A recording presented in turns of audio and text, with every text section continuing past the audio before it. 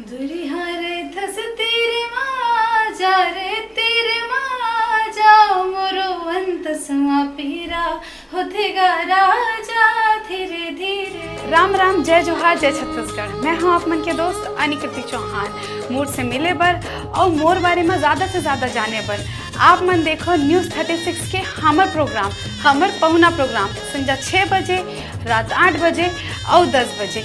राम राम, जय जोहार, जय छत्तीसगढ़।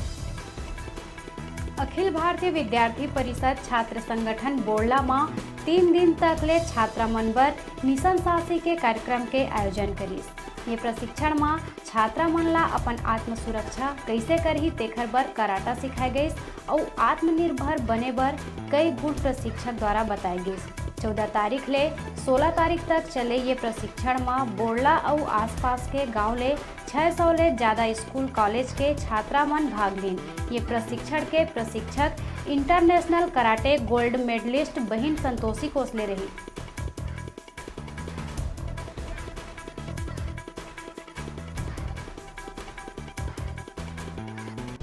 एबीवीपी कार्यकर्ताओं के द्वारा एक ऐसा मिशन साहसी का कार्यक्रम चलाया जा रहा है जिसमें गर्ल्स अपने आप को कैसे सेल्फ डिफेंस करना है, कैसे बचाना है।